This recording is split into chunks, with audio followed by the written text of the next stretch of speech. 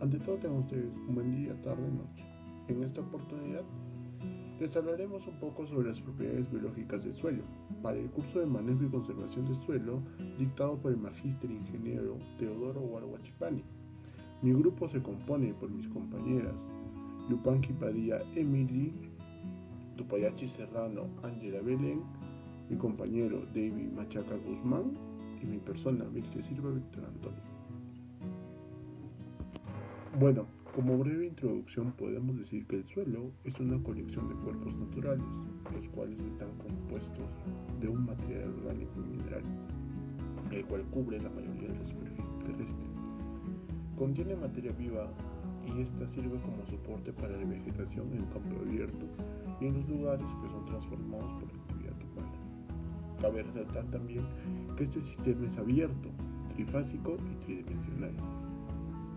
Este contiene una amplia variedad de formas biológicas de todos los tamaños, como virus, bacterias, hongos, algas, ácaros, lombrices, hormigas, entre otros, y por supuesto las raíces vivas de las plantas superiores. Su respectiva importancia relativa depende de las propiedades del suelo, así también de los factores formadores del suelo, como son el clima y los organismos, los cuales actúan sobre el material parental con un relieve determinado y a través del tiempo, dando origen a un tipo de suelo. Durante toda la evolución de este ocurren una serie de procesos, los cuales se determinan con la dinámica pedogenética. La biología del suelo es una ciencia en la cual se ocupa el estudio de los organismos de una u otra forma que actúan sobre el suelo, modificando su composición, su estructura y su funcionamiento. También debemos tener en cuenta que las propiedades biológicas del suelo están relacionadas con la presencia de materia orgánica de los organismos tales como los hongos, bacterias, micorrizas, así como también de los insectos, los cuales contribuyen a la vocación agrícola del suelo, el cual en estas propiedades dependen de los ciclos de los elementos, tales como los ciclos de nitrógeno, los famosos ciclos de nitrógeno, el cual se relaciona con la actividad microbiana y la fauna del suelo, como las lombrices. Bueno, eso tiene un papel crucial en el ciclo del nitrógeno, el cual mediante los procesos de mineralización, simplificación y fijación del nitrógeno, así como también la desnitrificación, buscan que el ciclo de carbono sea fundamental en los organismos que viven en el suelo, para la circulación de los nutrientes y del carbono en el suelo. Dicho ciclo de carbono se intercambia en la biosfera fuera de la geósfera también. También podemos decir que la hidrosfera y la atmósfera de la Tierra es un proceso muy importante porque recicla y reutiliza el elemento más abundante del planeta. Debemos también tener en cuenta que el suelo es un recurso no renovable, el cual si se le insume o se le da un exceso de químicos o agroquímicos, lo que actualmente se utiliza mucho, pierden estas propiedades características del suelo, las cuales al final no se pueden recuperar, ya que para poder recuperar unos cuantos metros cúbicos de tierra o de suelo toma alrededor de millones de años. Entonces por eso se debe conservar y tener en cuenta que los suelos son recursos no renovables, como ya se les mencionó, y tenemos que tener la prioridad de cuidarlos. ¿Cómo se podría cuidar el suelo? Hay diferentes métodos, los cuales explicaremos a continuación. Bueno, entonces, ¿cómo podemos cuidar el suelo? Bueno, primero tendríamos que tener en cuenta no botar productos nocivos, tóxicos o basura al suelo, ya que este afecta la capacidad del suelo, ya sea en su aspecto físico, químico, biológico. También tenemos que tener en cuenta evitar compactar el suelo, ya que cuando se compactan los suelos se impide el paso del agua y del aire y por lo tanto las raíces no reciben el oxígeno necesario. Tenemos que enriquecer también los suelos con materia orgánica. Ese es un gran punto extra que comúnmente lo hacen cuando se hace el compost, muy conocido actualmente. También tenemos la agricultura y la ganadería consciente, aunque no parezca, es este sobrepastoreo que ocurre cuando el ganado sale o cuando se excede en el uso de agroquímicos o pesticidas, afectan el suelo. Así también resguardar la faz de los suelos, ya sean los arbustos, las hierbas y distintos tipos de vegetación. Y por último, reforestar, que es lo más importante, ya que acá ayudamos al planeta y a los suelos a que sigan siendo más sostenibles en un futuro. Propiedades biológicas del suelo. Las características biológicas del suelo están relacionadas con el contenido de la materia orgánica en el suelo. Teóricamente, la materia orgánica constituye del 95 al 99% del peso seco de la biomasa total. Pero su contenido en el suelo puede ser muy pequeño, en pocas excepciones superando al 2%. El contenido ideal de materia orgánica en arcillas medias es del 2% y en arcillas pesadas puede reducirse hasta el 1,65% en el suelo y al 2,5% en el suelo arenoso. Asimismo, la cantidad de materia orgánica está relacionada con la cantidad de tipo y la actividad microbiana. De esta manera, el mantenimiento de la fertilidad biológica indica inmutabilidad del medio ambiente, especialmente la microbiología del suelo. Ahora hablaremos sobre el ciclo de nitrógeno. El ciclo de nitrógeno del suelo se relaciona con actividades microbianas y fauna del suelo, como son las lombrices, nemátodos, protozoarios, hongos, bacterias y antrópodos. La biología del suelo asimismo juega un papel fundamental en la composición del suelo y sus características. Sin embargo, al ser una ciencia recién descubierta, tiene mucho por qué investigar y cómo afecta a la naturaleza de los suelos.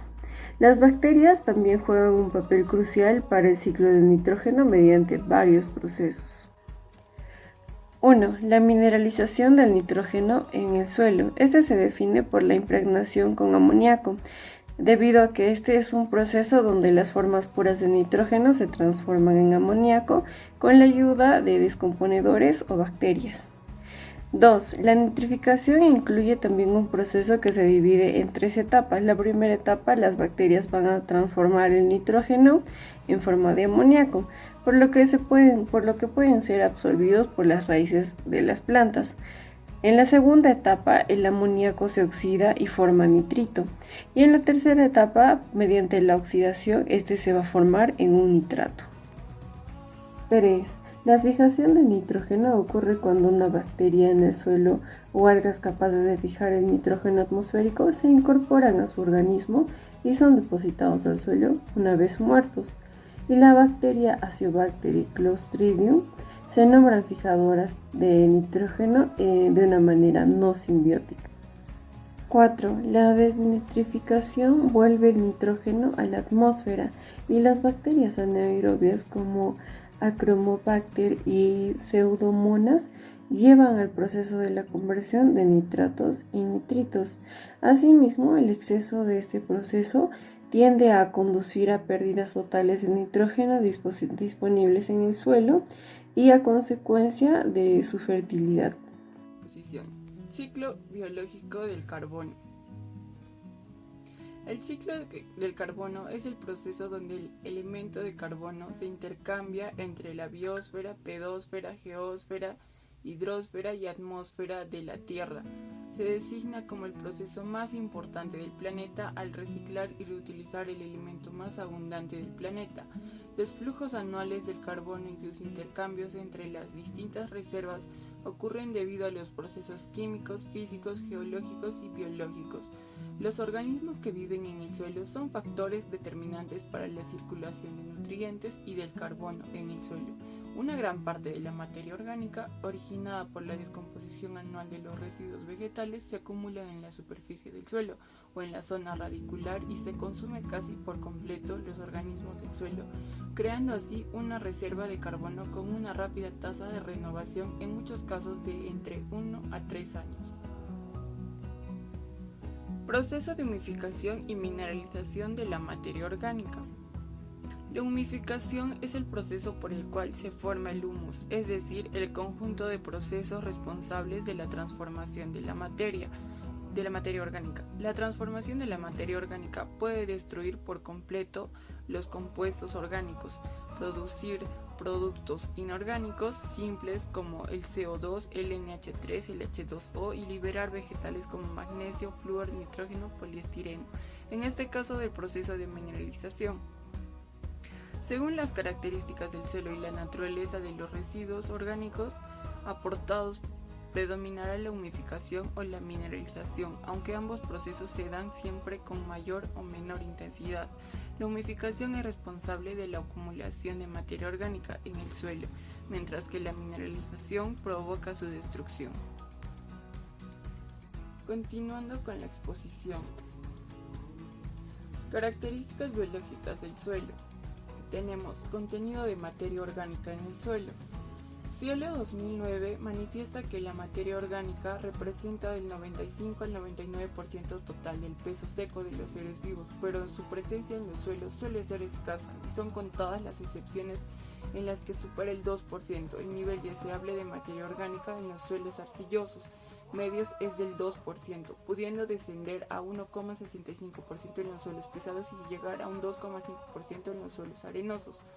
Tenemos fauna biológica del suelo. Miranda 2009 señala que la existencia en los suelos agrícolas de macro y microorganismos vivos que cumplen como función principal descomponer la materia orgánica y convertirla en humus, el cual se combina con la parte mineral del suelo y forman los compuestos organominerales de alta actividad química y fisioquímica.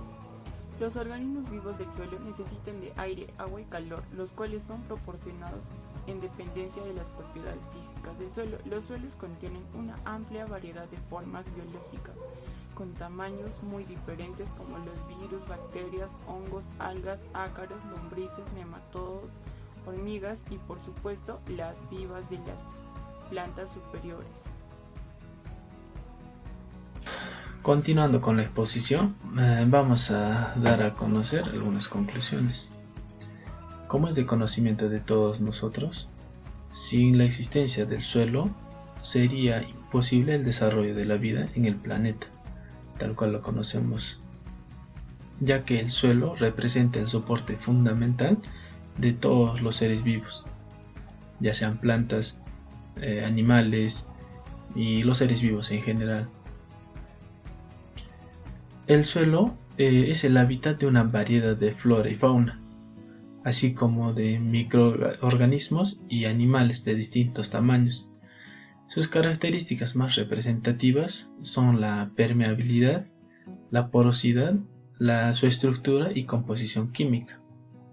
Estas características van a ayudar a mantener con vida a todo el hábitat biológico, brindándoles una buena nutrición, ya que de esta manera se van a liberar por la degradación de los restos orgánicos de una zona, ¿no?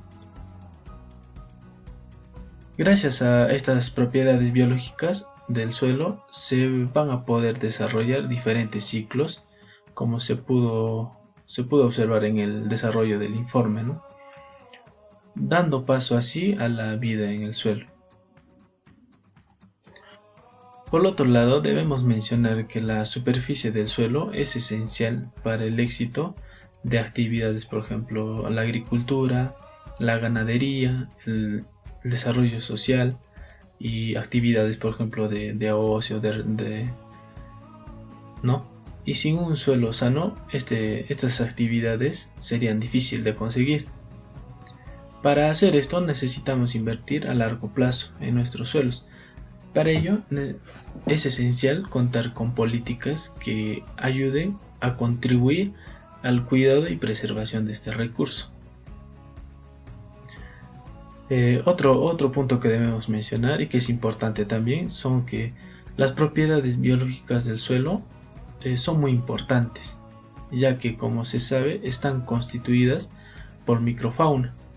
Estas mismas van a ayudar a mejorar la descomposición y la mineralización de la materia orgánica, disminuyendo de esta manera los ataques de las plagas hacia las plantas. Y como para finalizar, la sobreexplotación continua de los suelos sin prácticas de restauración adecuadas pueden poner en peligro la sostenibilidad de los suelos. Por ello es es necesario contar con prácticas más eficientes, como la reforestación, por ejemplo, ¿no? O también podríamos minimizar el arado o la labranza, y de esta manera evitar la exposición de las capas inferiores de la superficie, ¿no?, de la tierra.